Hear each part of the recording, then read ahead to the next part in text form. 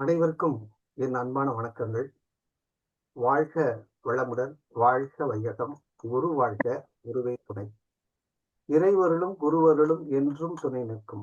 எல்லாம் வல்ல மாயாண்டி சாமிகளுடைய ஆசீர்வாதம் எல்லாருக்கும் கிடைக்கட்டும், உங்களுக்கும் கிடைக்கட்டும். நம்முடைய வகுப்பிலே கலந்து கொண்ட அத்தனை பேருக்கும் மானசீகமான அன்பான வாழ்த்துக்கள்.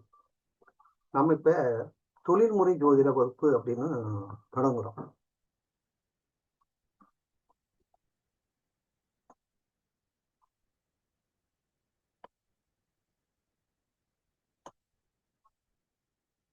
அதனால இந்த வகுப்புல உங்களுக்கு ஒரு ஒரு முழுமையான ஒரு ஜோதிடரை ஆக்கணும் அப்படிங்கிறது நம்முடைய ஆவல்.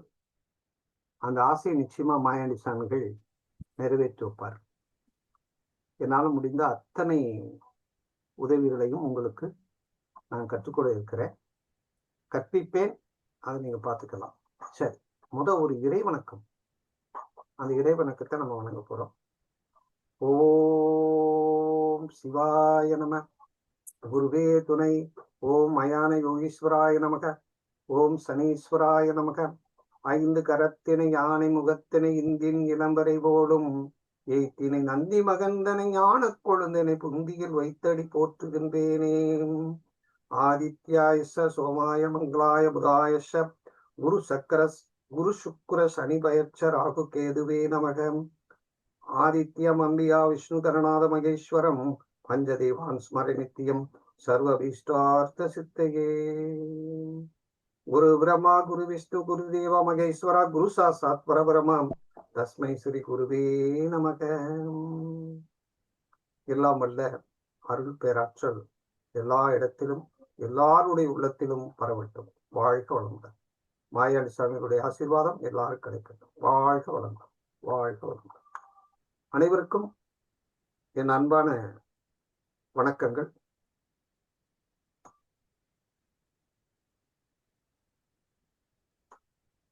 ஆமா, இப்ப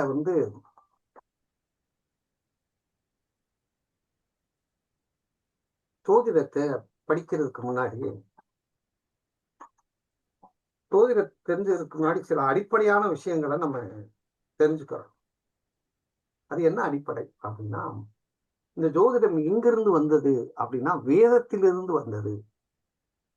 வேதத்திலிருந்து தான் ஜோதிடம் உடையமானது. அப்படின்னா வேதம்னா என்ன? வேதம் என்பது மனிதனுக்கு வாழ்க்கையை எவ்வாறு வாழ வேண்டும், எப்படி வாழணும் அப்படின்னு மனித இனத்துக்கு கற்பித்து கொடுத்த ஒரு மகத்தான ஒரு பொக்கிஷம் தான் வேதம். அதுல சனாதன தர்மம் அப்படின்னு ஒரு கான்செப்ட். இந்த சனாதன தர்மம் அப்படின்னா என்ன அப்படின்னா, எந்த காலத்திலும் எந்த நேரத்திலும் யாராலையும் அழிக்க முடியாதது. யாராலையும் அழிக்க முடியாது. அதுக்கு பேரு சனாதன தர்மம் அப்படின்னு அர்த்தம். அப்படிதான் முன்னோர்கள் ஃப்ரேம் பண்ணி வச்சிருக்காங்க. பஞ்சபூதங்கள், 5 இயக்கங்கள் இல்லாம எதுவுமே இல்லை. இந்த 5 பூதங்கள். இப்ப ஒரு ராசி கட்டை போட்டுக்கோங்க. இந்த ராசி கட்டை வரைஞ்சுக்கங்க. ஒரு ராசி கட்டத்தை வரைஞ்சு அந்த ராசி கட்டத்துல ஒரு ராசி கட்டை போட்டுக்கிறோம்.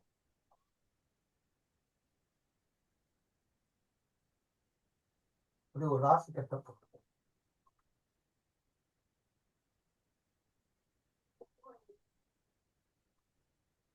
இதுதான் 1வது ராசி. மேசம் தான் 1வது ராசி. இந்த மேசம் போது இந்த பஞ்சபூதங்கள், இந்த மேச ராசியில தான் நெருப்பு இருக்கு. இந்த மேச ராசியில நெருப்பு இருக்கு. முதல் பூதங்களை கொண்டு போய் நிறுத்துறாங்க, நெருப்பு. அதுக்கடுத்து 2வது ராசியான ரிஷபத்துல நிலத்தை வைக்கிறாங்க. நிலம், நிலத்தை அங்க வைக்கிறாங்க. அப்ப நிலம் இதுல எப்படி ஜாயின் பண்றாங்க? விஸ்வநாதன்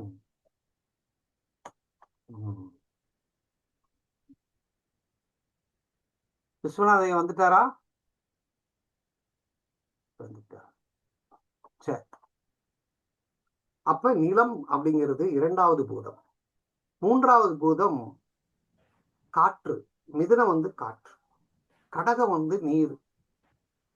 அப்ப 4 பூதங்களை இங்க வச்சாச்சு. இன்னொரு பூதம் எங்க இருக்கு அப்படின்னா, இந்த ராசி கட்டத்துக்கு வெளியிலையும் ராசி கட்டத்துல உள்ளேயும் பூதம் ஒண்ணு இருக்கு. அதுக்கு பேரு ஆகாயம். மொத்தம் அப்ப 5 பூதங்கள் இருக்கு. இந்த 5 பூதங்கள்னா என்ன? பூதம்னா என்ன? பூதம் அப்படின்னா கண்ணாலேயோ மனசாலையோ அளக்க முடியாது, அடக்கவும் முடியாது, அளக்கவும் முடியாது. அவ்வளவு பெரியதுக்கு பேரு பூதம்னு அர்த்தம். அப்ப பஞ்சபூதங்கள் இல்லாத இடம் இல்லை. ஆகாயம் என்பது பறந்து இருக்கிறது.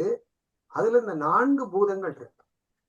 4 ராசிகளுக்கு 4 பூதங்களை கொடுத்திருக்கோம். அடுத்த அதே வரிசை பிரகாரம் 4 ராசிக்கு 4 பூதம் கொடுக்கப்பட்டது. சிம்மத்திலிருந்து மறுபடியும் நெருப்பு, நிலம், அப்புறம் காற்று, அப்புறம் நீர், அப்புறம் தனுசுல இருந்து நெருப்பு, நிலம், மகர நிலம், கும்பம் காற்று, மீனம் நீர். இப்படி பூதங்களை வச்சிருக்கோம். தான் பூதங்கள்னு அர்த்தம். பூதங்கள்னா நம்ம அதை கண்ட்ரோல் பண்ண முடியாது, நமக்குள்ள அடக்க முடியாது. ஆனா அது இல்லாம நம்ம இல்லை. இந்த 5 பூதங்கள் தான் நம்ம பஞ்சபூதங்கள் தான். அப்ப அந்த 5 பூதங்களை நாம படிக்கணும். நெருப்பு அப்படிங்கிறது ஒளி, நிலம் என்பது மண்ணு, நிலம் என்பது மண் தத்துவம், காற்று என்பது வாயு தத்துவம், நீர் என்பது ஜல தத்துவம், ஆகாயம் என்பது சுத்தவெளி, ஆகாயம் என்பது சுத்தவெளி. இப்ப இந்த 5 தத்துவங்களையும் பஞ்சபூதங்கள் அப்படின்னு சொல்றோம். பஞ்சபூதம் இல்லாத எதுவுமே இல்லை அப்படிங்கிற கான்செப்ட் கொண்டு. இப்ப எழுதிக்கங்க, இந்த பஞ்சபூதம் என்னங்கிறத எழுதுறோம். முதல் பூதம் 1 ஆகாயம், இரண்டாவது பூதம் காற்று, மூன்றாவது பூதம் நெருப்பு, நான்காவது பூதம் நீரு, ஐந்தாவது பூதம் நிலம். அப்படி வரிசை எழுதி. இப்ப ஆகாயத்துக்கு நேராக குரு அப்படின்னு இருக்குங்க. குரு பகவான் வந்து ஆகாயத்துக்கு கண்ட்ரோல். அப்ப ஆகாயம் என்றாலும் யாருடைய கண்ட்ரோல் இருக்குன்னா குருவினுடைய கண்ட்ரோல் இருக்கு. காற்று சனி பகவானுடைய கண்ட்ரோல் இருக்கு. நெருப்பு செவ்வாயினுடைய கண்ட்ரோல் இருக்கு. நீர் சுக்கிரனுடைய கண்ட்ரோல் இருக்கு. நிலம் புதனுடைய கண்ட்ரோல் இருக்கு. அப்ப 5 கிரகங்கள், இந்த 5 தான் கிரகம், இந்த 5 தான் கோள். அந்த 5 மிக முக்கியமானது என்னன்னா குரு, சனி, செவ்வாய், சுக்கிரன், புதன். இந்த 5 தான் கோள்கள் அப்படின்னு எடுத்துக்கணும். இந்த 5 கோள்களை பத்தி எழுதிட்டோம். இப்ப குருன்னா என்ன அப்படின்னு நம்ம எழுதணும். குருக்கு நேரா யோகம், சனிக்கு நேரா நட்சத்திரம், நெருப்புக்கு நேரா வாரம், வாரம் அல்லது தினம், நீருக்கு நேரா திதி, நிலத்துக்கு நேரா கர்ணம். அடுத்து இப்ப இந்த யோகம்னா என்ன? ஆரோக்கியம், நலவாழ்வு, ஆரோக்கியம், நல்வாழ்வு. சனி அப்படின்னா கர்மா, நட்சத்திரம்னா கர்மா, வாரம்னா தீர்க்காயுள், திதினா ஐஸ்வர்யம், கர்ணம்னா காரிய சித்தி. அப்ப இப்ப நம்ம எப்படி தெரிஞ்சுக்கிறோம்? நட்சத்திரம் என்பது கர்மா, யோகம் என்பது ஆரோக்கியம், வாரம் என்பது தீர்க்க ஆயுள், திதினா ஐஸ்வர்யம், கர்ணம்னா காரிய சக்தி. இப்ப ஆகாயத்தின் கண்ட்ரோல்ல யார் கண்ட்ரோல்ல இருக்கா? குருவனுடைய கண்ட்ரோல்ல இருக்கு அப்படின்னு எடுத்துக்கலாம். இதுதான் 5 கோள்கள், 5 கிரகங்கள் அப்படின்னு எடுத்துக்கிறோம். இதுக்கு அடுத்து ஒளி கிரகங்கள். ஒளி கிரகங்கள், ஒளி கிரகத்தை சூரியனும் சந்திரனும் ஒளி கிரகங்கள் அப்படின்னு எடுத்துக்கிறோம். இந்த சூரியனும் சந்திரனையும் ஒளி கிரகங்கள், தாய் தந்தை மாதிரி. சூரியனும் சந்திரனும் ஒளி கிரகம்னு எடுத்துக்கிறோம். அது தாய் தந்தை. ஆக மொத்தம் 7 கிரகங்கள் தான் நாம எடுத்திருக்கோம். இந்த 7 கிரகம் தான் ஒளி கிரகம் அப்படிங்கிறத நம்ம எடுத்துக்கிறோம். இந்த 7 கிரகம் தான் நமக்கு 7 வாரம், 7 நாட்கள் அப்படிங்கிறது. ராகு கேது என்பது நல்லா கவனிச்சுக்கோங்க. ராகு கேது என்பது அது கிரகம் அல்ல, அது நிழல் கிரகம். நிழல். ராகு கேது என்பது நிழல் அப்படின்னு நம்ம புரிஞ்சுக்கிறோம்.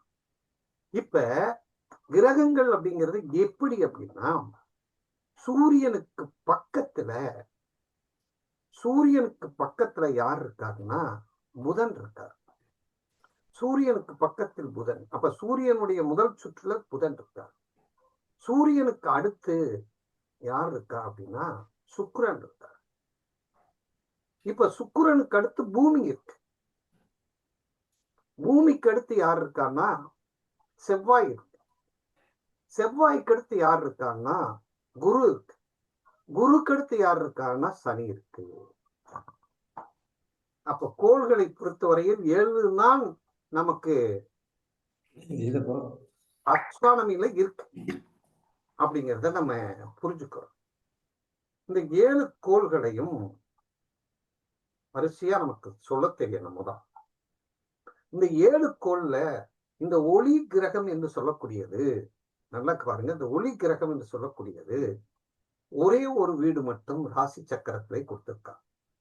சூரியனுக்கு ஒரு வீடும் சந்திரனுக்கு ஒரு வீடு. மீதி இருக்கக்கூடிய 5 கோள்களுக்கும் 2 வீடுகளாக கொடுக்கப்படுறாங்க. இதுதான் அடிப்படை தத்துவம். அப்ப இத நம்ம புரிஞ்சுக்கணும். வேதத்துல மனிதன் ஒழுங்காக வாழ்வதற்கு உருவாக்கப்பட்டதுதான் வேதம். மனிதன் ஒழுங்குபட வாழ வேண்டும், தன்னை இறைவனோடு இணைத்துக் கொண்டு தான் எந்த வழியிலும் நேர்மையாக செல்ல வேண்டும் என்பதற்காக உருவாக்கப்பட்டது வேதம். இந்த வேதங்களை 4 வேதங்கள் இருந்தாலும் இந்த 4 வேதங்கள்ல 3 வேதம் மனிதன் நல்லதற்கும், ஒரு வேதம் அதர்மனதாக சொல்லப்பட்டிருக்காங்க. இப்ப நீங்க எழுதிக்கங்க பாருங்க.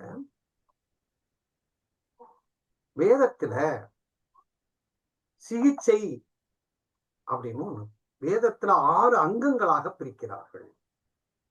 6 அங்கங்களாக பிரிக்கிறார்கள்.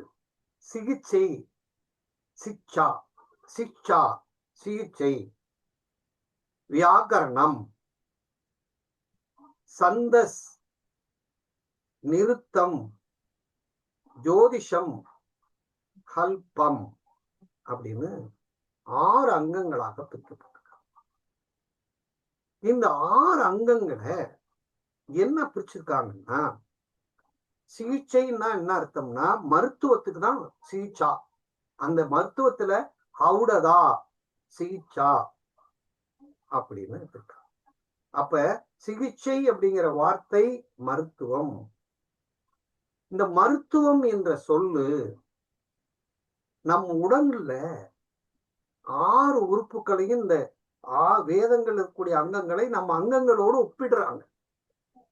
இந்த சிகிச்சை என்ற மருத்துவம் நம்முடைய மூக்கினை குறிப்பிடுகிறார்கள். இந்த மூக்கு அப்படிங்கிற சிகிச்சை. மூச்சுக்காற்று, இந்த மூச்சுக்காற்று அல்லது இந்த மூக்கைத்தான் நாம் என்ன சொல்றோம் அப்படின்னா இந்த சிகிச்சா அப்படின்னு சொல்றோம். இது எதுக்கு பயன்படுது அப்படின்னா உச்சரிக்கிறதுக்கு மூக்கு முக்கியம். நம்ம மூக்க முடிச்சுட்டு யாராவது பேசி பாருங்க, உச்சரிப்பு வராது. அப்ப சிகிச்சை அப்படிங்கிறது உச்சரிப்பு, ப்ரொனன்சியேஷன் அப்படின்னு அர்த்தம். வியாகரணம் அப்படிங்கிறது கல்வி, வித்யா. வியாகரணா வித்யா, இது முகத்தினை குறிப்பிடுகிறது அல்லது வாயை சொல்லுகிறது. மவுத், மவுத் அப்படின்னா அந்த வாய் என்பது கிராமர், அகராதி, இலக்கணம். வாய் தான் இலக்கணம். மூக்கு உச்சரிக்குது, வாய் இலக்கணம் பேசுது, அப்படின்னா வியாகரணம். அடுத்து சந்தஸ், சங்கீதம். சந்தஸ்னா சங்கீதம், இது பாதத்தை குறிக்கிறது. பாதம், பாதம். சந்தஸ் அப்படிங்கிறது பாதம். இந்த பாதம் என்னன்னா வரிகளை சொல்லுகிறது. ஒவ்வொரு வரிகள் இருக்கு இல்லையா, ஸ்டான்சா, செயல்கள் இருக்கக்கூடியது. இப்ப திருக்குறள்னா 2 வரி, அப்ப ஸ்டான்சா அப்படின்னு சொல்றோம். அப்ப சந்தஸ் அப்படின்னாலே ஸ்டான்சா அப்படின்னு சொல்றோம். நம்முடைய பாதங்கள் கால்களை குறிக்கிறது. நிறுத்தம் பாருங்க, உச்சரிப்ப சொல்றோம், இது கிராமர், வாயை உச்சரிக்கக்கூடிய சொல்றோம். சந்தஸ்ங்கிறது நாம் நம்முடைய அந்த எழுத்துக்களை சொல்றோம். அடுத்து நிறுத்தம் அப்படின்னா நாட்டியம், இது காதை குறிக்கிறது. நாட்டியம் என்பது செவி, செவி என்பதால் புரிந்து கொள்ளுதல் அர்த்தம். இது டிக்ஷனரி. செவி என்பது டிக்ஷனரி, அகராதி, அகராதி, புரிந்து கொள்ளுதல், டிக்ஷனரி, நாட்டியம். ஜோதிஷம் என்பதுதான் கண்ணு, ஒளி. பாருங்க எவ்வளவு முக்கியத்துவம் கொடுத்திருக்காங்க பாருங்க. ஜோதிஷம் என்பது கண்ணு, கண்ணை குறிக்கும் நமக்கு. ஐ, அப்ப வேத அங்கத்தில ஐ அப்படின்னா விஷன் அப்படின்னு அர்த்தம். அப்ப ஐ அப்படிங்கிறது குறிக்கிறது. அப்ப விஷன் கண்கள், அப்ப ஜோதிடம் என்றால் கண்கள் என்ற அர்த்தம். அடுத்து கல்பம் என்பது ரூல்ஸ், ப்ரொசீஜர். அது எதை குறிக்குது? கையை குறிக்கிறது. நம் அங்கங்களையே ஜோதிடத்துல கொண்டு வந்திருக்காங்க. அந்த காலத்துல வேதத்துல இதை நம்ம சொல்லியிருக்காங்க. இந்த வேதத்துல கண் அப்படின்னு சொல்லக்கூடிய அந்த ஒளி, இந்த உலகத்துல கண் இல்லைன்னு வச்சுக்கோங்களேன், நாம் எதையுமே பார்க்க முடியாது. எதையுமே நாம் இந்த உலகத்தை நாம் பார்க்க வேண்டுமானால், ரசிக்க வேண்டுமானால், ஜோதிடம் என்ற இந்த விஷன் தேவை, பார்வை முக்கியம். அப்ப மனிதன் இந்த 5 கோள்களை, 5 கிரகத்தை வைத்து, 2வது ஒளி கிரகத்தை வைத்து 9 கிரகங்களாக 2 இந்த அதாவது ராகு கேதுகளை வைத்து நமக்கு இப்ப இந்த மாதிரி கொடுத்திருக்காங்க. அப்ப இறைவன் மனிதன் வாழ்வில் காலக்கணக்குகளை இணைத்து கோளில் வசம் கொடுத்து விட்டார். மனிதனுடைய வாழ்க்கையெல்லாம் எதுகிட்ட இருக்குன்னா கோள்கள் வசம் இருக்கிறது. கோள்களுடைய கோலாட்டம் தான் மனிதன். இந்த கோள்களுக்கும் இந்த நமக்கு ஒரு தொடர்பு இருக்கிறது. எங்கேயோ இருக்கக்கூடிய சூரியன், எங்கேயோ இருக்கக்கூடிய நட்சத்திரத்தின் ஒளியை, ஆற்றலை வாங்கி கோள்கள் நமக்கு பிரதிபலிக்கின்றது. அப்ப இந்த பூமியில் இருக்கக்கூடிய தலைமை கோளாக இருக்கக்கூடிய சூரியனும், பூமிக்கு துணைக்கோளாக இருக்கக்கூடிய சந்திரனும், இந்த சந்திரன் தான் சேட்டலைட். சந்திரனுக்கு மட்டும்தான் 3 இயக்கங்கள் உள்ளது. தன்னைத்தானையும் சுற்றி கொள்ளும், பூமியையும் சுற்றி கொள்ளும், சூரியனையும் சுற்றி வரும். 3 இயக்கங்கள் உண்டு அப்படிங்கிறத புரிஞ்சுக்கணும். இப்ப நாம எங்க எவருக்கு என்ன உறவில் பிறந்து எதை நாம் அனுபவிக்க வேண்டும் என்று தீர்மானிப்பது இறைவன் வசம் உள்ளது. அந்த இறைவன் நம்ம பிறந்த பிறகு நம்ம கிட்ட என்ன செய்ய போறோம் அப்படின்னு சொல்றோம். இப்ப நான் சொல்லும்போது சொன்னேன், படிக்கும்போது நட்சத்திரம் என்பது மூச்சுக்காற்று. அப்ப நட்சத்திரம் தான் பெர்த்து, பிறப்பு என்பது பெர்த்து. எப்ப தொப்புள் கொடி கட் பண்றோமோ அப்பத்தான் பிறப்பு ஏற்படுகிறது, பெர்த்து ஏற்படுகிறது அப்படிங்கிறத நீங்க வச்சுக்கணும். முதல் சுவாசம் தான், முதல் மூச்சுக்காற்று தான் பிறப்பு. அப்ப அதுதான் நம்முடைய பிறப்பின் ரகசியம் அப்படிங்கிறத நம்ம புரிஞ்சுக்கணும். அப்ப நம்ம ஜோதிடத்தை கோள்கள் பாருங்க, ஒவ்வொரு கோள்கள் பார்த்தோம். அப்ப சூரியன் சூரியன் அப்ப கோள்களுக்கும் மனிதனுக்கும் தொடர்பு இருக்கிறது அப்படின்னு நம்ம புரிஞ்சுக்கிட்டோம். இந்த கோள்களை வைத்துத்தான் நாம் இந்த கோளாட்டத்தை வைத்துதான் படிக்க போறோம்.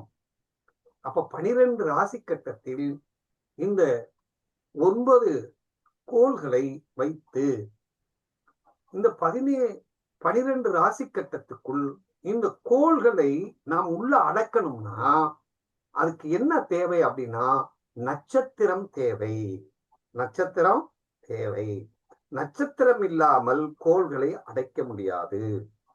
ஏன்னா நட்சத்திரம் தான் கோள்களுடைய பாதை, அதான் ரூட், அதான் ரோடு அப்படிங்கிறத புரிஞ்சுக்கணும்.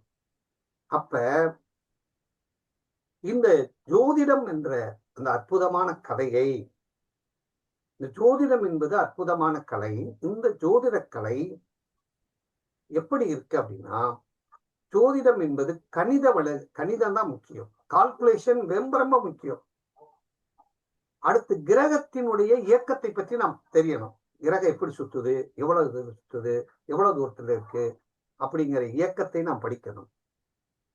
ஜாதகம் என்பது பொதுவா ஜாதகம் என்பது ஒரு மனிதன் பிறந்த நேரத்தை வைத்து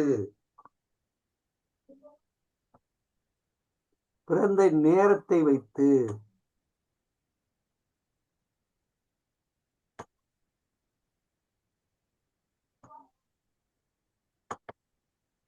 பிறந்த நேரத்தை வைத்து கிடைக்கிறது தான் ஜாதகம் அப்படிங்கிறத நம்ம எடுத்துக்கணும். அப்ப இந்த பிறந்த நேரத்தின் அடிப்படையில், முதல் சுவாசத்தின் அடிப்படையில் மனிதன் வாழ்க்கையை எடுத்துக்கொள்கிறோம். அடுத்து அதாவது ஜோதிடத்தை அந்த காலத்துல நிமிர்த்தம், சகுனம், பிரசன்னம், பிரசன்ன ஆருடா, ஜாதகம், இப்படி பல பிரிவுகள் இருக்கு. நம்ம படிக்க போற ஜாதகமானது என்ன அப்படின்னா, என்ன படிக்க போறோம் அப்படின்னா 12 கட்டம் போட்டுக்கங்க. 12 கட்டம் போட்டுக்கங்க. இந்த 12 கட்டத்துல என்ன இருக்கு அப்படிங்கிறத படிக்க போறோம். 12 கட்டத்துல என்ன இருக்கு அப்படின்னா, கிரகம் 12 கட்டத்தையும் சொந்தமாக்கிக்கிறது. அப்ப கிரகத்துக்கு சொந்த ராசி, சொந்த வீடு. ராசினாலும் கிரகம் என்றாலும் வீடு, அதாவது ராசி, வீடு, பாவம் எல்லாம் ஒண்ணுதான். நம்ம இப்ப ராசின்னு சொல்றோம். அப்ப ராசி ராமனுடைய முதல் எழுத்தையும் சீதையினுடைய முதல் எழுத்தையும் சேர்த்தால் அது ராசி என்ற அர்த்தம். அப்ப ராசி அப்படின்னு சொல்லக்கூடிய அந்த முதல் ராசிய செவ்வாய்க்கும், அதிலிருந்து 8வது ராசி 12 கட்டம் போட்டு நம்பர் போட்டுக்கோங்க. மேல நான் போட்டிருக்க மாதிரி 1 2 3 4 12 போட்டுக்கோங்க.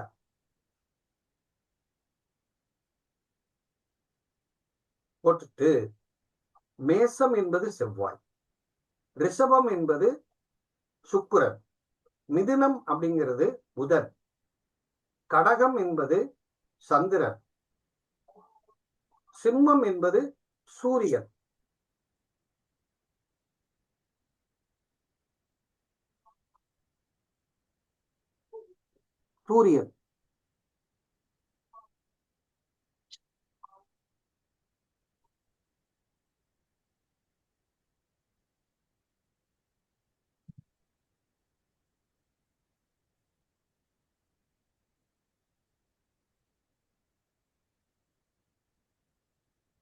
சரி. மேசம், ரிஷபம், மிதுனம், கடகம். சிம்மம்ங்கிறது சூரியன். கன்னிங்கிறது புதன், துலாம்ங்கிறது சுக்கிரன், விருச்சகம் என்றால் செவ்வாய், தனுசு அப்படிங்கிறது குரு, மகரம் என்பது சனி, கும்பம் என்பது சனி, மீனம் என்பது குரு. இதெல்லாம் இதுக்கு பேர் என்ன அப்படின்னா சொந்த வீடுகள், சொச்சேத்திரம். இதுக்கு பேரு சொச்சேத்திரம்னு அர்த்தம். ஆட்சி வீடு என்று அர்த்தம். சொச்சேத்திரம் சொந்த வீடுகள். அப்போ ஒரு கிரகம் எந்த இடத்துல இருக்கு அப்படின்னா சொந்த வீட்டுல இருக்கா, சொச்சேத்திரத்துல இருக்கா அப்படின்னு தெரியும். அப்ப கிரகத்தின் இருப்பு நிலை அப்படிங்கிறத பற்றி படிக்க போறோம். நம்ம படிக்க போறது பாருங்க, இந்த பக்கத்துல பாருங்க, கிரக இருப்பு.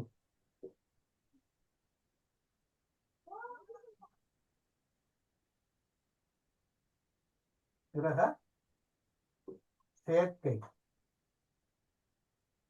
கிரக பார்வை, அடுத்து கிரக அமர்ந்த வீட்டின் அதிபதி, அஞ்சாவது கிரக அமர்ந்த சாரம், சார அதிபதி.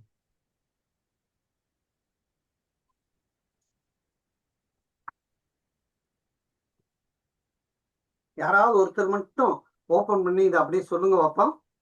உங்க ஐயா, நம்ம இப்ப படிக்க போறது கிரகத்தின் இருப்பு, கிரக சேர்க்கை, கிரக பார்வை, கிரகம் அமர்ந்த வீட்டின் அதிபதி, கிரகம் அமர்ந்த சார அதிபதி. இந்த 5ல கிரக இருப்புங்கிறது என்ன சொல்றோம் அப்படின்னா,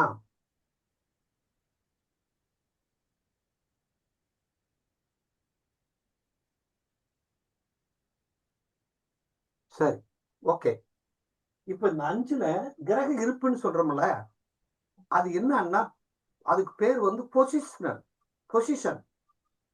அது அது அதுக்கு தமிழ்ல என்ன சொல்றோம் அப்படின்னா, இங்கிலீஷ்ல என்ன சொல்றோம் அப்படின்னா,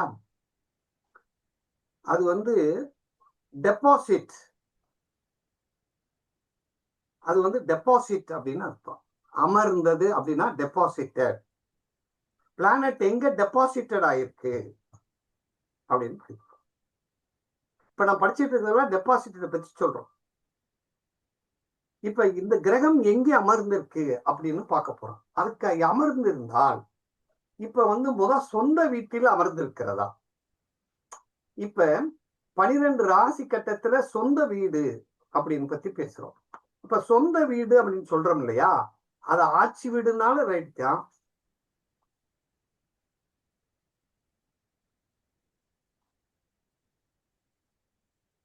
ஐயா, கல்யாணராமன் கைய தூக்கிருக்கிய சாமி. ஐயா, கிரக தொடர்புனா என்ன ஐயா? இந்த சொல்றேன், ஒவ்வொன்னா படிக்க போறோம் இல்லையா. ஓகே ஓகே ஓகே ஐயா. இந்த 5 தான் ஜோசியம். ஓகே ஐயா, 5 தான் ஜோசியம். கிரகம் எந்த ராசியில இருக்கு, கிரகம் பாருங்க, கிரகம் சேர்க்கை பாருங்க, எந்த கிரகத்தோட சேர்ந்து இருக்கு அப்படின்னு பாக்குறோம். அடுத்து எந்த கிரகம் பார்க்குது, அது எந்த வீட்டுல அமர்ந்திருக்கு, எந்த சாரத்துல அமர்ந்திருக்கு. இந்த 5க்கு பேரு பஞ்ச சித்தாந்திகா. ஜோதிடமே எத்தனை? பஞ்ச சித்தாந்திகா. நம்முடைய தலைப்பே பஞ்ச சித்தாந்திக பத்தி பேசுறோம். இப்ப பாருங்க, ஒரு மனிதன் எங்க போய் அமர்ந்திருக்கான்னு பார்க்கணும். Positional status. இப்ப பார்த்துட்டோம், கிரக அமர்வை பார்க்கிறோம். கிரகம் அமரும் போது அது சொந்த வீட்டுல இருக்கா அப்படின்னு பார்க்கிறோம். அப்ப சொந்த வீட்டுல இருந்தா அதுக்கு என்ன பவர் அப்படிங்கிறது நமக்கு தெரியும். அடுத்து 2வது இந்த கிரகம், அடுத்து இந்த கிரகம் எப்படி ஆட்சி வீடுனாலும் ஒண்ணுதான், சொந்த வீடுனாலும் ஒண்ணுதான். ஆட்சி வீடுனாலும் ஒண்ணுதான், சொந்த வீடுனாலும் ஒண்ணுதான், சொச்சேத்திரம்னாலும் ஒண்ணுதான். அப்படின்னா அதாவது அதுக்கு என்ன அர்த்தம்ங்கிறத எழுதிக்கங்க பாருங்க. அதுக்கே உரித்தான பாத்தியப்பட்ட இடத்தில் இருப்பது, அதுக்கே உரித்தான அதுக்கே சொந்த பட்டா நிலத்துல இருக்கிறது மாதிரி அதுக்கு பாத்திப்பட்ட இடத்தில் இருக்கிறது. அப்படின்னா என்ன அர்த்தம்? சௌரியமா இருக்குன்னு அர்த்தம், நல்லா இருக்குன்னு அர்த்தம்.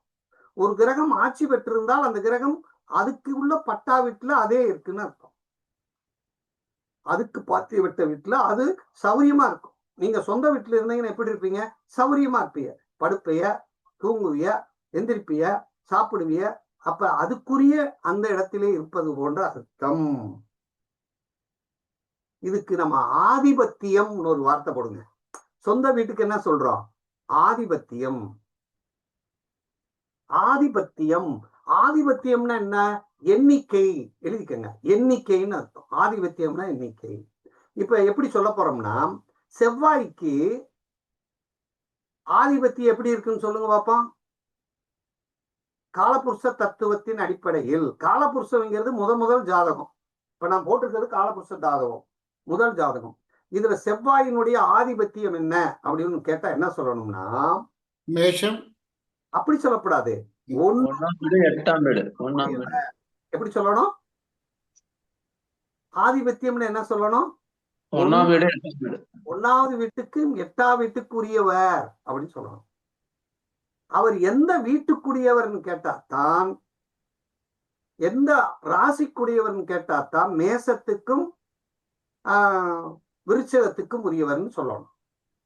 இப்ப சுக்கிரன் ஒருத்தர் சொல்லுங்கப்பா, சுக்கிரன் எந்த ஆதிபத்தியத்துக்குரியவர்? Very good. புதன் எந்த ஆதிபத்தியத்துக்குரியவர்? சரி. சந்திரன் எந்த ஆதிபத்தியத்துக்குரியவர்? 4. Very good. சிம்மம் எந்த ஆதிபத்தியத்துக்குரியவர்? 5. 5. புதன் எந்த ஆதிபத்தியத்துக்குரியவர்? 3, 6. 3, 6க்கும் உரியவர். அப்ப சுக்கிரன் எந்த ஆதிபத்தியத்துக்குரியவர்? 2, 7. செவ்வாய் எந்த ஆதிபத்தியத்துக்குரியவர்? 1, 8. குரு எந்த ஆதிபத்தியத்துக்குரியவர்? 9, 12. Very good. அப்ப சனி எந்த ஆதிபத்தியத்துக்குரியவர்? 10, 11. அப்ப ஆதிபத்தியம் என்பது என்ன அப்படின்னா, லார்டு, ஹவுஸ் லார்ட். இங்கிலீஷ்ல எப்படி சொல்றோம்? House Lord. House Lord. அப்ப வீட்டின் அதிபதி, அதுக்கு பேர் என்ன சொல்றோம்? வீட்டின் அதிபதி. இப்ப எந்த லக்கணமாக இருந்தாலும் ஒரு கிரகத்தை கேட்டோன்னா அவர் இந்த ஆதிபத்தியத்துக்குரியவர்னு சொல்லணும். இந்த பாயிண்ட மனசுல ஏத்திக்கணும். அதான். இப்ப ஏதாவது ஒரு லக்கணம் சொல்லுங்க. துலா லக்கணம். இப்ப நான் கேட்கிறேன், ஐயா அந்த சுக்கிரன் எந்த ஆதிபத்தியத்துக்குரியவர்? 1, 8 வெரி குட். 1, 8 very good. செவ்வாய் எந்த ஆதிபத்தியத்துக்குரியவர்? 2, 7 வெரி குட். குரு எந்த ஆதிபத்தியத்துக்குரியவர்? 3, 3, 6 6 சனி எந்த ஆதிபத்தியத்துக்குரியவர்? 4, 5 வெரி குட். இப்ப புதன் எந்த ஆதிபத்தியத்துக்குரியவர்? 9, 12. சந்திரன் எந்த ஆதிபத்தியத்துக்குரியவர்? 10ஆம் அதிபதி. சூரியன் எந்த ஆதிபத்தியத்துக்குரியவர்? 11ஆம் அதிபதி. இப்ப நமக்கு புரியுதா எப்படின்னு? ஒரு கிரகம் எங்க போய் அமர்ந்திருக்குன்னு பாக்குறோம். அந்த கிரகம் ஆட்சியில் இருக்கா, சொந்த வீட்டுல இருக்கா, சொச்சேத்திரத்தில் இருக்கிறதா என்று பார்க்க வேண்டும். இந்த பாயிண்ட் புரிஞ்சுச்சா? இது இனிமேல் நீங்க என்ன சொல்லணும்? இந்த கிரகம் எந்த ஆதிபத்தியத்துக்குரியவர், சொச்சேத்திரத்தில் இருக்கா, ஆட்சியில் இருக்கா அப்படின்னு பார்க்கணும். சௌரியமா இருக்கு அப்படின்னு எடுத்துக்கணும். 2வது பாயிண்ட், உச்ச வீடு நீச வீடுன்னு ஒண்ணு இருக்கு. உச்ச வீடு நீச வீடுன்னு. அடுத்த கட்டம் போடுங்க. உச்ச வீடுன்னு எழுதுங்க. நடுவுல சென்றுல உச்ச வீடு என்று எழுதுங்கள். இப்ப பாருங்க, உச்ச வீடு என்றால் என்ன? முழு பலன் பெறுகிறது. ஒரு கிரகம் முழு பலனை பெறுகிறது. ஆளினால் உச்ச வீடுன்னா என்ன அர்த்தம்? முழு பலனை பெறுகிறது, சிறப்பாக செயல்படுகிறது. ஒரு கிரகம் சிறப்பாக செயல்படுகிறது, பெரிதாக அல்ல அதிகமாக பலனை தருகிறது, அதிகமாக பலனை தருகிறது, தகுதியாக இருக்கிறது. ஒரு கிரகம் எப்படி இருக்கு? தகுதியா இருக்கு, ஹை குவாலிட்டியா இருக்குப்பா, உச்சத்துல இருக்காங்கப்பா அப்படின்னு சொல்றோம். சரி, அப்ப இந்த 12 ராசிக்குள்ள இந்த கிரகங்களுக்கு உச்ச வீடு கொடுக்கப்படுகிறார்கள். இந்த 5 கிரகங்களுக்கு உச்ச வீடு கொடுக்கப்படுகிறது. மேசத்தில் சூரியன் 10 டிகிரியில் உச்சம். ரிஷபத்தில் சந்திரன் 3 டிகிரியில் உச்சம். மிதுனத்தில் எந்த கிரகமும் உச்சம் இல்லை. கடகத்தில் குரு 5 டிகிரியில் உச்சம். சிம்மத்தில் எந்த கிரகமும் உச்சம் இல்லை. கன்னியில் 15 டிகிரியில் புதன் உச்சம். துலாத்தில் 20 டிகிரியில் சனி உச்சம். விருச்சகத்தில் எந்த கிரகமும் உச்சம் இல்லை. தனுசில எந்த கிரகமும் உச்சம் இல்லை. மகரத்தில் செவ்வாய் 28 டிகிரியில் உச்சம். கும்பத்தில் எந்த கிரகமும் உச்சம் இல்லை. மீனத்தில் சுக்கிரன் 28 டிகிரியில் உச்சம். அப்ப சுக்கிரன் மட்டும் 28 டிகிரியில் உச்சம். இப்ப இந்த உச்சத்தை பார்க்கிறோம். உச்சத்தை பார்த்தா இப்ப சூரியன் மேசத்துல போய் நின்னா நம்ம என்ன சொல்லணும்? உச்சமா இருக்குது. உச்ச ராசியில் இருக்கிறார். உச்சமா இருந்தா அதுக்கு என்ன பலனை சொல்லணும்? நீங்க முழு பலன், சிறப்பாக செயல்படும், பெரிதாக செயல்படும். இன்னும் என்ன சொல்லலாம்? சிறப்பாக செயல்படும், அதிகமான பலனை தருகிறது, அதிகமான பலனை தருகிறது, தகுதியாக இருக்கிறது. இருக்கிறது அப்படின்னு சொல்லலாம். அந்த டிகிரிக்கு என்ன டிஃபரன்ஸியா? டிகிரிங்கிறது அந்த டிகிரியில் போகும்போது அது பரம உச்சம். ஓகே. டிகிரிக்குள்ள போகும்போது அதுதான் பீக் பாயிண்ட் ஆஃப். அது உச்சத்துக்கு இங்கிலீஷ்ல எக்ஸால்டேஷன். இந்த எக்ஸால்டேஷன் பாயிண்ட் அந்த இடத்துல இருக்கு அப்படின்னா இப்ப புரியுதா ஐயா? அது முன்னும் பின்னும் எவ்வளவு டிகிரி வரைக்கும் அந்த உச்சத்தோட அதாவது பவர்? 10 அதாவது 1 டிகிரி இருந்து 10 டிகிரி போற வரைக்கும் உச்சத்தை நோக்கி போகிறதுன்னு உங்களுக்கு சொல்ல தெரியணும். 10 டிகிரிக்கு மேல இருந்துச்சுன்னா உச்சத்தை விட்டு விலகி செல்கிறது. இப்ப சொல்றேன் பாருங்க, உச்சத்தை விட்டு விலகி செல்கிறது. அப்ப இந்த 5 டிகிரி வந்த உடனே பவர் கூடிடுமா? 5 டிகிரிக்கு மேல போகும்போது உச்சத்திற்கு செல்லும். இங்கிட்ட 5 டிகிரி, அங்கிட்ட 5 டிகிரி, அது உச்ச பாயிண்ட்ல இருக்கும். குறிப்பா சொல்ல போனா 3.5 டிகிரி தான் அப்படின்னு அர்த்தம். இப்ப புரியுது அப்படின்னு? புரியுதுங்க. இப்ப ஒரு கிரகம் உச்சமா இருக்குன்னா நம்ம விஷயம் உச்சமா இருக்குன்னு என்ன சொல்லணும்? அது தகுதியா இருக்குப்பா.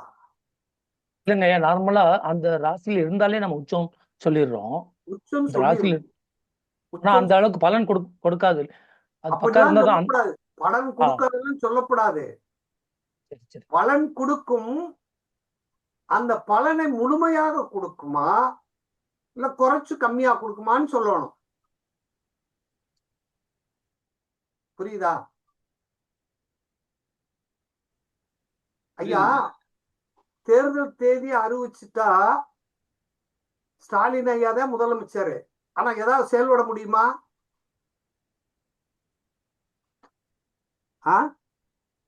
இல்லைங்கய்யா. ஏதாவது ஏதோ புது திட்டம் அறிவிக்க முடியாது. அறிவிக்க முடியுமா? முடியாது. முடியாது, முடியாது. புரியுதா? அப்ப அவரு அந்த உச்சத்தை விட்டு இறங்கி வந்துட்டாரா? எஸ். அவர் அந்த பீக் பாயிண்ட்ல இருந்து என்ன பண்றாரு? இறங்கிட்டாரு அப்படின்னு அர்த்தம். ஐயா இந்த விவோ அப்படின்னு வந்தது யாரு? அவோ வந்துட்டீங்களா? ஜாயின் பண்ணிட்டீங்களா?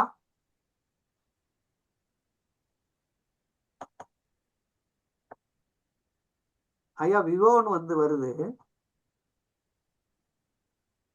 சரி, அப்ப அது என்ன வரும்?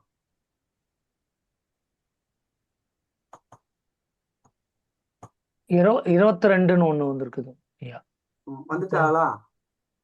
இல்ல, ஒரு நம்பர் வந்து 22ன்னு வருது பேரு. சரி, சரி, இப்ப உச்சத்தை பத்தி பார்த்துட்டோம். இப்ப உச்சம்ங்கிறது ஒவ்வொரு ஒவ்வொரு கிரகத்துக்கும் ஒரு டிகிரி கொடுத்துருக்கோம் இல்லையா? ஆமாங்க. எல்லாத்தையும் உச்சம் கொடுத்துருக்கோம். இப்ப 10 டிகிரியில மேசத்துல இருந்தா எந்த நட்சத்திரத்துல உச்சம் பெறுவார்? எந்த நட்சத்திரத்துல உச்சம் பெறுவாரு? அஸ்வினி 4ஆம் பாதம். அப்ப நம்ம என்ன தெரியணும் அப்படின்னா 27 நட்சத்திரங்களும் அடுத்து அது நாளைக்கு படிச்சுக்கிறோம். இப்ப கிரகம் உச்சம் எந்த டிகிரியில இருக்கு, அதுக்கு இது எந்த டிகிரியில் உச்சமா இருக்கோ அதுக்கு நேரா 180 டிகிரியில் அதே அளவிலே நீசம் அருகும். எழுதிக்கங்க. அப்ப இன்னொரு கட்டம் போட்டு இப்படி நீசம் எழுதிடலாமா? எழுதலாம். எழுதுங்க பாப்போம். இது அப்படியே ஆப்போசிட்டா எழுதுங்க.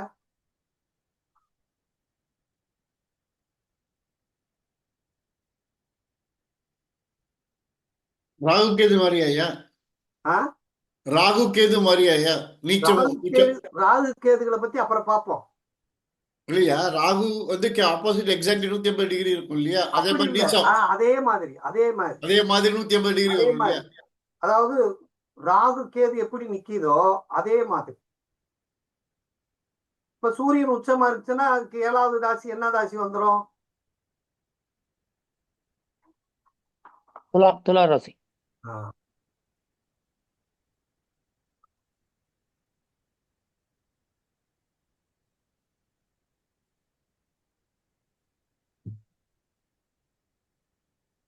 இப்ப நீசம்னு வந்துருச்சு. எழுதிட்டீங்களா? இப்ப நான் கேட்கறதுக்கு மட்டும் யாராவது ஒருத்தர் மட்டும் மைக்க ஆன் பண்ணுங்க.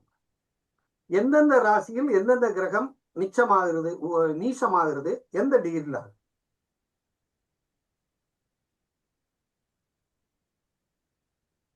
என்னங்கய்யா? ஐயா சனி வந்து மேஷத்துல 20 டிகிரில நீசம். Very good. 20 டிகிரியில் சனி வந்து மேசத்துல நீசமாகிறது. நீசம்னா என்ன எழுதிக்க இல்லையா? தன் பலத்தை இழந்து விடுகிறது. தன் பலத்தை இழந்து விடுகிறது. தான் தகுதியை குறைத்துக் கொள்கிறது. அப்ப தகுதி குறைந்து செயல்படும். தகுதி குறைந்து செயல்படும். நீசம்னா தகுதி குறைந்து செயல்படும். சரி, அடுத்து சொல்லுங்க. இங்கிலீஷ்ல என்னங்க அதுக்கு? இங்கிலீஷ்ல டெப்ளிட்டேஷன். எக்ஸால்டேஷன், டெப்ளிட்டேஷன். அடுத்து செவ்வாய் கடகத்தில் 27 டிகிரி நீசம். 28 டிகிரி நீசம். அடுத்து சுக்கிரன் கன்னியில் 27 டிகிரியில் நீசம். 28 டிகிரியில் நீசம். எது?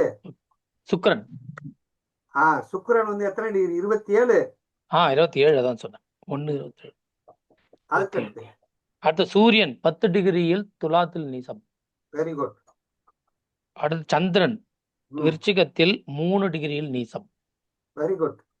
அடுத்து குரு 5 டிகிரியில் மகரத்தில் நீசம். Very good. அடுத்து புதன் 15 டிகிரியில் மீனத்தில் நீசம். அப்போ ஒரு கிரகம் நீசம் ஆயிட்டா நம்ம என்ன எப்படி பலன் பார்க்கணும்?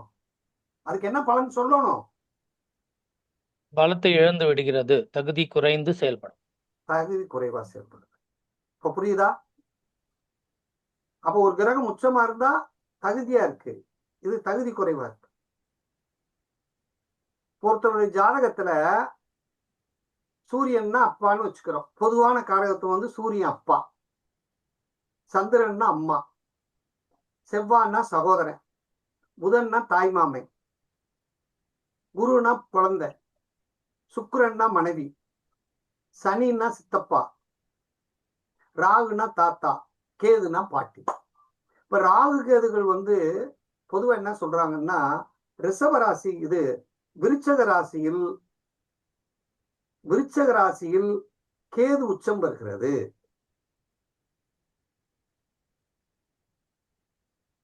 அதற்கு 7வது ராசியில் ராகு உச்சம் பெறுகிறது அப்படின்னு ஒரு கான்செப்ட் இருக்காங்க. இன்னொன்னு என்ன சொல்றாங்க, ரெண்டுமே விருச்சகத்தில் தான் உச்சம் பெறுகிறது, அங்க நீசம் பெறுகிறான்னு சொல்றாங்க. நம்ம அதை பத்தி ராகு கேதுக்கு இம்பார்ட்டன்ஸ் கொடுக்க வேண்டியதில்லை. ராகு எங்க இருந்தாலும் அது என்ன செய்ய போகுது, கெடுதல் தானே செய்ய போகுது.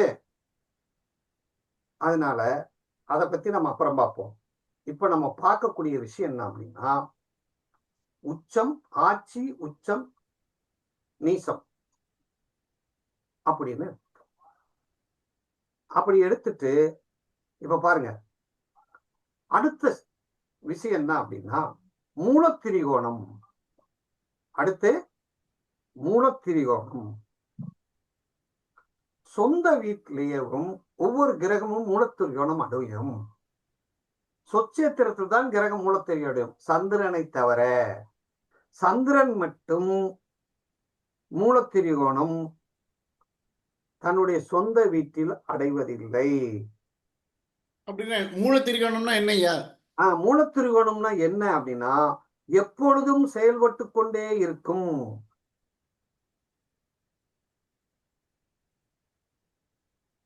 அதாவது எப்பொழுதுமே இயங்கிக் கொண்டிருக்கக்கூடிய இடத்துக்கு வரும் மூலத்திரிகோணம். ஒரு கிரகம் மூலத்திரிகோணத்தில் இருந்தா அது எப்பயும் செயல்பட்டு கொண்டே இருக்கும்னு அர்த்தம். அப்ப மூலத்திரிகோணத்தில் இருக்கும் கிரகம் செல்லமா இருக்குன்னு அர்த்தம், செல்ல பிள்ளைன்னு அர்த்தம். ஒருத்தனை எப்பயுமே நம்ம கவனிச்சுக்கிட்டே இருந்தா அவன் செல்ல பிள்ளை தானே. ஆமாய்யா. ஐயா, மேஷத்துல வந்து செவ்வாய் வந்து மூலத்திரிகோணம் 13 டிகிரின்னு சொல்லியிருக்காங்கய்யா, 0 to 13. அப்போ மற்றதெல்லாம் ஒழுங்கா ஒர்க் பண்ணாது ஐயா. எல்லாமே டிகிரி உண்டு. அதாவது இங்க பாருங்க, 13 டிகிரி அல்லது 12 டிகிரின்னு ஒரு புக்ல இருக்கு, நல்லா கவனிங்க. மேசத்துல 13 டிகிரி அல்லது 12 டிகிரியில் தான் அது செவ்வாய்க்கு மூலத்திரிகோணம். அப்ப 0 to 12 டிகிரி, 0 to 12 டிகிரி. நல்லா கவனிக்க பாருங்க, 0 to 12 வரைக்கும் செவ்வாய்க்கு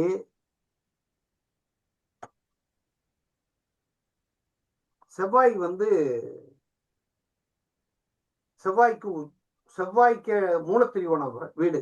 அப்ப 12 டிகிரிக்கு மேல இருக்கக்கூடியதெல்லாம் என்ன வீடா நம்ம எடுத்துக்கிறோம்? ஆட்சி வீடாக எடுத்துக்கொள்ள வேண்டும். ஆட்சி வீடாக எடுத்துக்கொள்ள வேண்டும் செவ்வாய்க்கு. Okay okay. 12 டிகிரி வரைக்கும் இருந்தா அது மூலத்திரிகோணத்துல இருக்கு. 12 டிகிரிக்கு மேல இருந்தா அது என்னவா எடுத்துக்கிறோம்? ஆட்சி வீடு. ஆட்சி வீடு.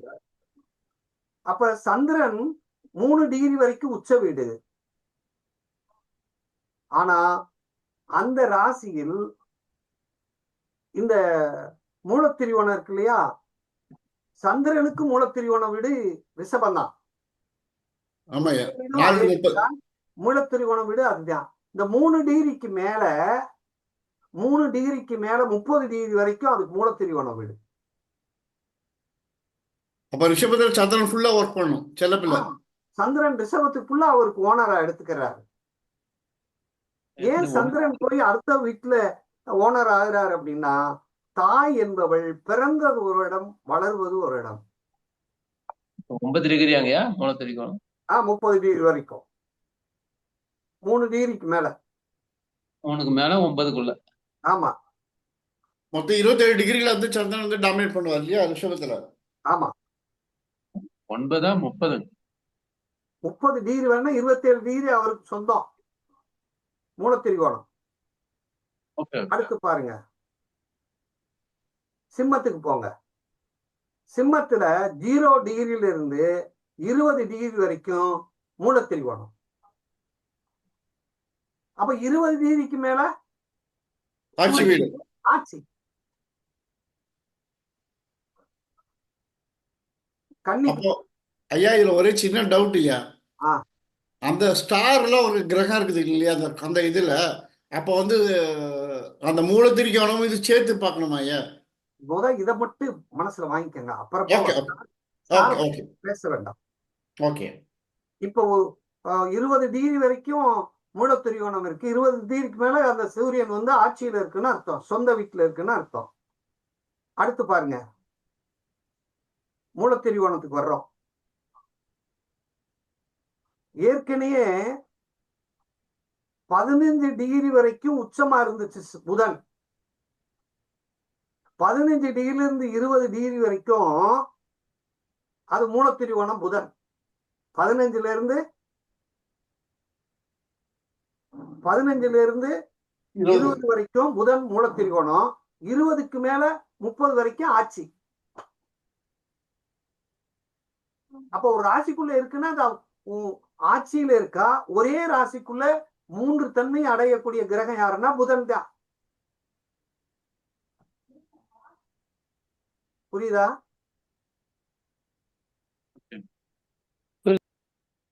அடுத்து சுக்கிரனுக்கு வாங்க. சுக்கிரன் வந்து ஏற்கனவே 20 டிகிரிக்கு மேல இருக்கு இல்லையா? அப்ப 20 டிகிரி சுக்கிரன்ங்கிற சனி எத்தனை டிகிரி வரைக்கும் உச்சம்னு பார்த்தோம்? 20 டிகிரி. இப்ப இல்ல, இந்த வீட்டுல சுக்கிரன் தானே. சுக்கிரன் சுக்கிரன் வந்து இங்க பாக்குறோம். இப்ப சுக்கிரன் வந்து இங்க எந்த டிகிரிலனா 15 to 0 to 14. சுக்கிரன் வந்து இந்த வீட்டுல ஆட்சி. சுக்கிரன் இந்த வீட்டுல ஆட்சி. ஆட்சிதான் இல்ல, உச்சம் இங்க கிடையாது. உச்சம் கிடையாது, ஆட்சி மட்டும். நம்ம மூலத்திரிகோணம் 16 0 to 16. ஆமா.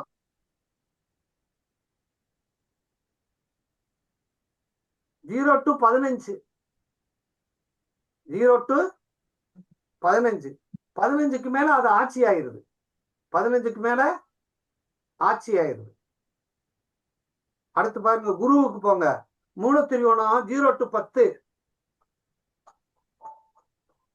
சனி கும்பத்துல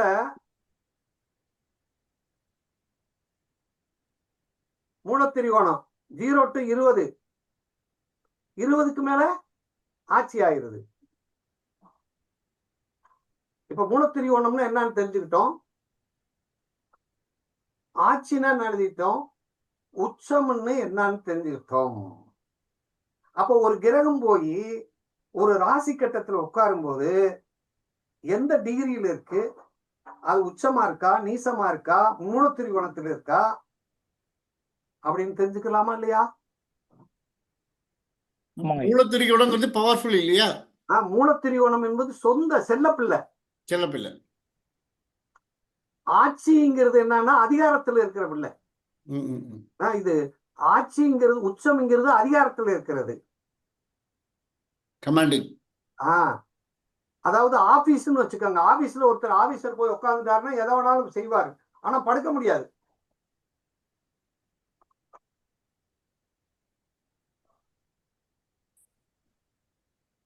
இப்ப என்னென்ன பார்த்துட்டோம்? யாராவது ஒருத்தர் சொல்லுங்க பாப்பா. ஐயா, இப்ப நம்ம தொழில்முறை ஜோதிடத்துல ஜோதிடம் எதிலிருந்து தோன்றியது, வேதத்துல இருந்து தோன்றியது பார்த்தோம். அப்புறம் பஞ்சபூதம்ன்றதோட இம்பார்ட்டன்ஸ் பார்த்தோம். அப்புறம் வந்து இந்த ஆகாயம், காற்று, நெருப்பு, நீர், நிலம், எது குரு, சனி, செவ்வாய், சுக்கிரன், புதன், இவைகள் வந்து அதனை ரெப்ரசன்ட் பண்ணுது அப்படின்னு பார்த்தோம். அந்த தன்மைகள்லாம் பார்த்தோம். அப்போ ஒளி கிரகங்கள் 2, சூரியன், சந்திரன். சந்திரனுக்கு 3 இயக்கங்கள். அப்புறம் நிழல் கிரகம் ராகு, கேது. அப்புறம் சூரியனின் சுற்றுக்களில் முதலில் புதன், சுக்கிரன், பூமி, செவ்வாய், குரு, சனி இப்படி இருக்கு. அடுத்தது வேதத்தின் அங்கங்கள் சிக்ஷா, வியாக்கரணம், சந்தஸ், நிருத்தம், ஜோதிஷம், கல்பம். இது வந்து எது மூக்கு, முகம், வாய், பாதம், காது, கண், கை அப்படின்ற மாதிரி எப்படி அதை வந்து உருவகப்படுத்தியிருக்காங்க. அப்புறம் மனித வாழ்க்கை வந்து கோள்களின் வசம் காலத்தை சார்ந்து இருக்கிறது என்றது முதல்ல நம்ம தெரிஞ்சுக்கணும். அப்புறம் கோள்களுக்கும் மனிதருக்கும் தொடர்பு நிறைய இருக்கிறது. 12 ராசி கட்டத்தில் கோள்களை அடைப்பதற்கு நட்சத்திரம் தேவை. நட்சத்திரம் தான் கோள்களின் பாதை. இது ஒன்று முக்கியமாக தெரிஞ்சுதான். அப்புறம் ஜோதிடம் வந்து கணிதம், கிரகங்களின் இயக்கம், ஜாதகம், இதெல்லாம் முன்னிட்டு பண்றது. இதுக்கப்புறம் ராசி வீடுகள் எல்லாம் பார்த்தோம். அதுக்கப்புறம் இந்த பஞ்ச சித்தாந்திகா, கிரக இருப்பு, கிரக சேர்க்கை, கிரக பார்வை, கிரகம் அமர்ந்த வீட்டின் அதிபதி, கிரகம் அமர்ந்த சார அதிபதி, இவைகள்ல பார்த்துருக்கோம். அதுக்கப்புறம் கிரக இருப்புல வந்து சொந்த வீடு, ஆட்சி வீடு, உச்ச வீடு, நீச வீடு, இவைகள்லாம் பார்த்துருக்கோம். ஐயா அது சந்திரனுக்கு 3 இயக்கம் என்னய்யா? 2 புரியுதுயா, இன்னொன்னு என்னய்யா? சந்திரனுக்கு 3 இயக்கம்னா என்னன்னா, சந்திரன் தன்னைத்தானே சுத்திக்கிறோமா? எஸ். தன்னைத்தானே சுற்றி கொண்டால் ஒரு இயக்கம். ஓகே. பூமி ஒரு சுத்துமா? Yes yeah. பூமிக்கு ஒரு சுத்தினால் 27.25 நாள். எஸ். தன்னைத்தானே சந்திரன் வந்து தன்னைத்தானே சுற்றி கொள்ளுகின்றதும் இருக்கு. பூமியை சுத்துது. இந்த பூமியும் சந்திரனும் சேர்ந்து சூரியனை சுத்தி வருது. அச்சா, ஓகே ஓகே. பூமி ஓகே ஓகே. இப்ப புரியுதா 3 இயக்கம்னு? அதனால சந்திரனை நாங்கள் 3 வகையாக பிரிக்கிறோம். 1 எழுதிக்கங்க. தினச்சந்திரன் இன்னைக்கு எந்த ராசியில் இருக்காரோ அதுக்கு பேர் என்ன சந்திரன்? Daily Moon, தினச்சந்திரன். பிறந்த போது எந்த நட்சத்திரத்தில் இருந்தாரோ அது பெர்த் சந்திரன், பிறப்பு சந்திரன்.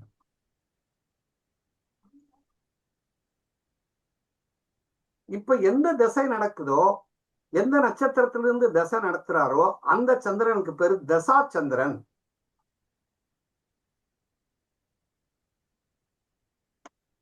சூப்பர். இப்ப சந்திரன் மட்டும் 3 இயக்கத்தை வைத்திருக்கிறாருங்கிறதுக்கு புரிஞ்சுச்சா? புரிஞ்சிருச்சியா? கிரகம் அப்படி இல்லை.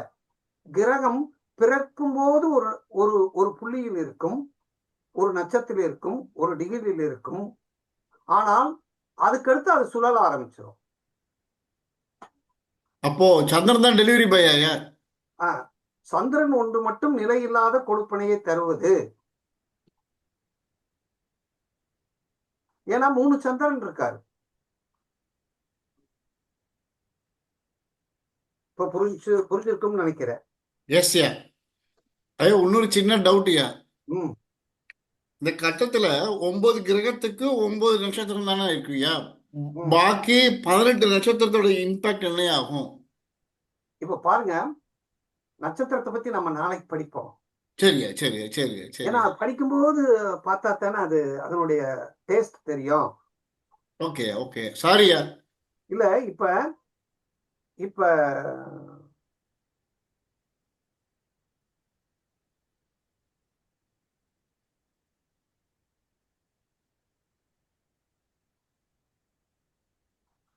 இப்ப கிரகங்கள் வந்து என்னென்ன பார்த்தோம்?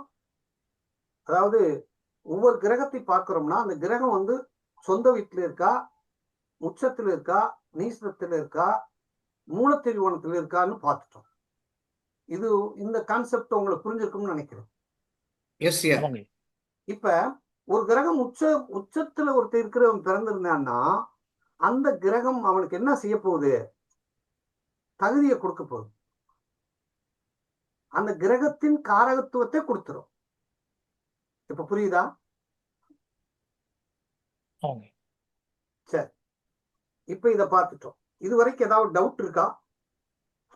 ஐயா, ஒரே ஒரு இது, இப்ப நம்ம அந்த உச்சத்தையும் மூல திரிகோணத்தையும் நட்சத்திரம் வச்சு ஈஸியா மனப்பாடம் பண்ணிக்க முடியுமா?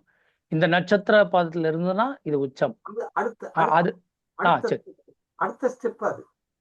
நாளைக்கு 27 நட்சத்திரத்தை பத்தி படிப்போம் இல்லையா? இன்னைக்கு நம்ம கிரகத்தை படிச்சுட்டோம். ராசிக்குள்ள கிரகத்தை வந்து எங்கெங்க இருக்குன்னு கண்டுபிடிச்சிட்டோம். இன்னும் கட்டத்தை படிக்கல, ராசியை படிச்சிருக்கோம். இதுக்கு பேரு என்னன்னா ராசி. இதுக்கு பேரு ராசி அப்படின்னு படிச்சிருக்கோம். அப்ப ஒவ்வொரு ராசியும் 30 டிகிரிகள் கொண்டுள்ளது. எழுதிக்கங்க. ஒவ்வொரு ராசியும் 30 டிகிரிகளை கொண்டுள்ளது.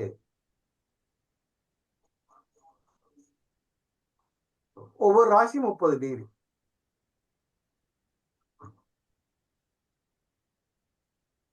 அப்படின்னு ஓகே, சரி.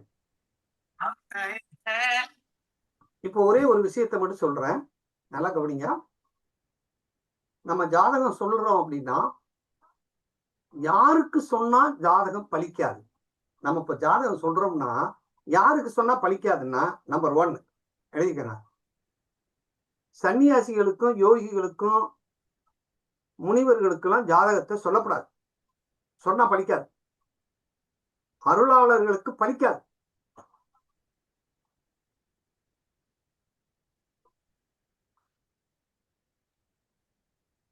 அது எப்படி ஐடென்டிஃபை பண்றது? நீங்க அவருக்கு சொல்லி பார்த்தீங்கன்னா, இப்போ நான் வந்து ஒரு ஒரு மகானை போய் பார்க்க போகும்போது அந்த மகான்கிட்ட போய் பேச போகும்போது நம்மளை பேச விட மாட்டாங்க, வாயை கட்டிடுவார். நம்ம சொன்னாலும் தப்பாத்தான் சொல்லுவோம்.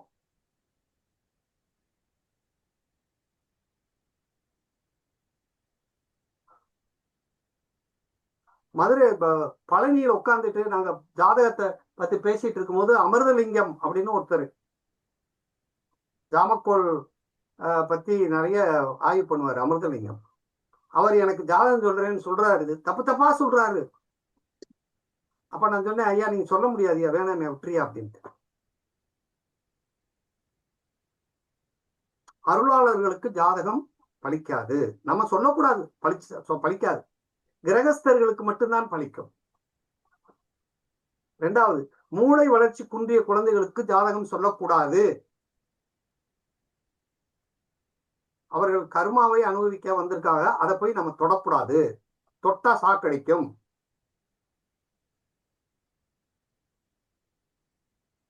வெட்டித்தனமா ஊரை சுத்திட்டு இருக்கிறவன் விதண்டவாதம் பண்றவனுக்கு ஜோசியம் சொல்லக்கூடாது.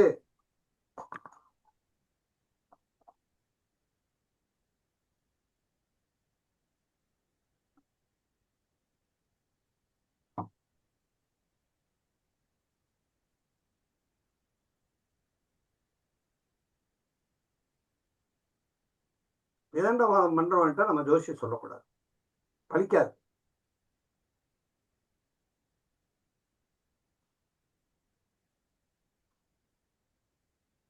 புரியுதுல்ல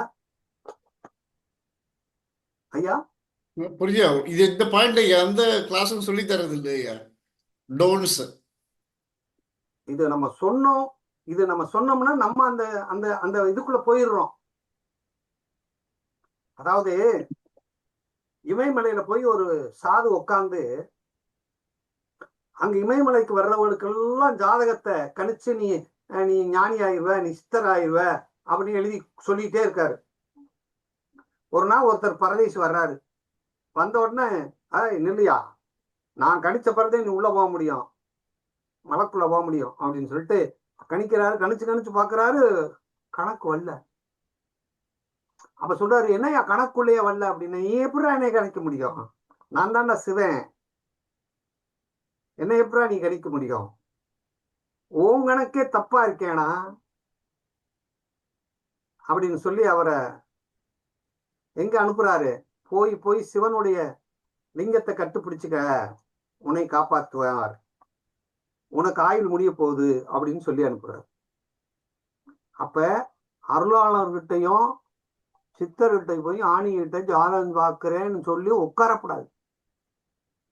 காஞ்சிப்ப மகா பெரிவாள் ஜாதகத்தை போட்டு விளக்கப்படாது. புரியுதா? ஓகேயா? ஐயா இந்த ஊனமுற்ற குழந்தைகளை எடுத்துட்டு வராங்க அவங்க பேரண்ட்ஸ், அது மன வளர்ச்சி குன்றிய குழந்தைகள், ஊனமுற்றுவர்னு சொல்லல, மன வளர்ச்சி மட்டும். மன வளர்ச்சிக்குள்ள இந்த குழந்தைகள் தெய்வ குழந்தை பிராக்கெட்ல எழுதிக்கங்க. அது தெய்வ குழந்தை. அதுக்கு பேர் என்ன அர்த்தம்? Special child. கடவுளின் குழந்தை. ஒருத்தர் அந்த மாதிரி ஒரு பையன், ஒரு ஐயா நமக்கு ரொம்ப வேண்டியவருடைய பையன், அவன் பேரன், அவனை பார்க்கறதுக்கு என்னை கூப்பிட்டு போறாரு. நீங்க பார்க்கணுமே அவனை அப்படின்னு சொல்லி அங்க போனோன்னா அந்த போய் ஓட்டமா ஓடி வந்து என் கையை பிடிச்சு, ராத்திரில கனவுல வந்தீங்க, இப்ப வந்துட்டேன்றியான். ஐயா கனவுல வந்தவங்க நீ வந்து பார்க்க வந்துட்டீங்களேன்னு சொல்றேன். அவன் கட்டி பிடிச்சுக்கிட்டேனுங்க. இப்ப புரியுதுல்ல புரியுது. கல்யாணராமன் ஐயா? ஐயா சொல்லுங்க ஐயா. அப்ப இறையாற்றலோட இருக்கிறவங்களுக்கு நம்ம என்ன செய்யக்கூடாது? கேட்கக்கூடாது. ஜாதகம் ஜாதகம் பார்க்க கூடாது. தொட்டு கும்பிடணும். ஒரு ஜாதகம் ஒன்று கொடுத்தாருன்னா அது நம்மளால சொல்ல முடியலன்னா தொட்டு கும்பிட்டு போயிட்டு வாயான்னா என்ன செய்யணும்? அனுப்பி விட வேண்டும்.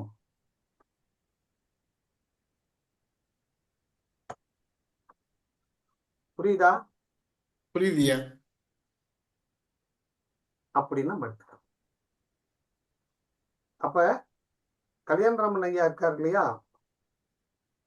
இருக்காரு ஐயா. சரி, நாளைக்கு நம்ம பேசுவோம். சரியா. இன்றைய வகுப்புல ஏதாவது சந்தேகம் இருக்கா? Doubts? Have you any doubt?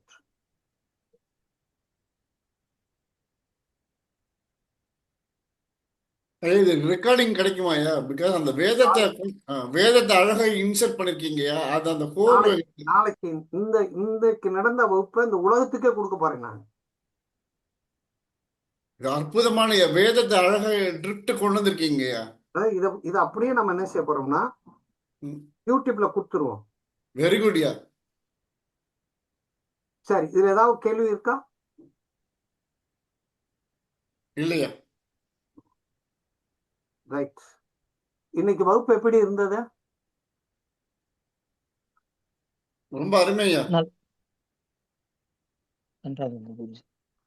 வந்து நம்ம ஒரு வகுப்பு படிக்க போறோம் அப்படின்னா அந்த வகுப்புல சின்சியாரிட்டி வேண்டும்.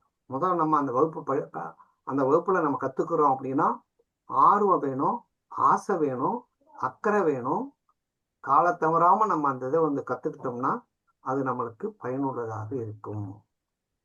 நம்ம சொல்ற விஷயங்கள் அத்தனையுமே நேரடியாக பேசுறோம். இப்ப உங்ககிட்ட நான் நேரடியா பேசும்போது அது உங்களுக்கு இதா இருக்கும். அதனால அது நல்லா வாங்கிக்கோங்க. அம்மா, இது எப்படி இருந்துச்சு? ரொம்ப நல்லா இருந்தது. நல்லா இருந்தது குருஜி. எக்ஸலண்ட். எப்படி இப்ப புரிஞ்சுச்சா? ரொம்ப நல்லா புரிஞ்சுது. ரொம்ப நல்லா புரிஞ்சுச்சு. Okay okay okay okay. Eswar ஐயா வணக்கங்க. எப்படி இருந்துச்சு வகுப்பு? ஐயா நல்லா இருந்துச்சுங்க. ரொம்ப நல்லா இருந்துச்சு. சரி, இப்பத்தானே ஒரு துளி எடுத்து நாக்களை வச்சிருக்கோம். ஆமாங்க. ரைட். வாழ்க வளமுடன். ஐயா நன்றிங்க. ரொம்ப நன்றியா. ரொம்ப நன்றியா. ஒரு தெளிவா ஒரு டைரக்ஷன் கொடுத்து ரொம்ப யாருக்கு பார்க்க கூடாதுன்னு யாரும் சொல்றது இல்லையா. இது பேசிக் ரூல். எல்லாருக்கும் இந்த ஆட்டம் பாம்பு எல்லாருக்கும் யூஸ் பண்ணக்கூடாது. யாருக்கும் பார்க்க கூடாது. யாரு ஜோசியத்தை பார்க்க கூடாதுன்னு தெரியணுமா இல்லையா? யாருக்கு பார்க்க கூடாதுன்னு சொல்லிட்டேன். நாளைக்கு யாரு ஜோசியம் பார்க்க கூடாதுங்கிறத பத்தி பேச போறோம். ஓகே. இது மக்களுக்கு தெரியணும். ஆக்சுவலி தெரியணும். பாதி விளம்பரம் ஸ்பெஷல் சேலஞ்ச் கேட்டுதான் எல்லாம் போயிட்டு இருக்குதுயா. வேற மாதிரி திசை மாதிரி போயிட்டு இருக்குயா. ஜோதிடம் ஒரு திருப்பு முனையா இருக்குயா இந்த தாட்டு. சரி, ஓகே. நாம் சந்திக்கிறோம். மீண்டும் நாளை சந்திப்போம். எல்லாரும் 8 மணிக்கு வந்துட சொல்லிருங்க. எல்லாரும் 8 மணிக்கு வந்துருங்க.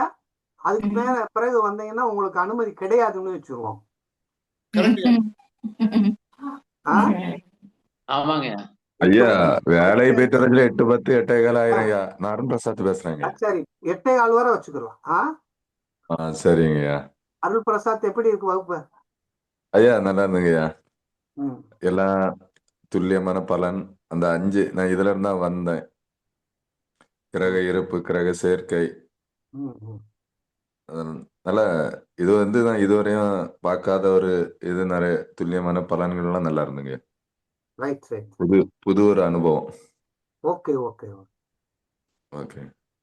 see you பார்ப்போம். நன்றி. வாழ்க வளமுடன், வாழ்க வையகம், குரு வாழ்க.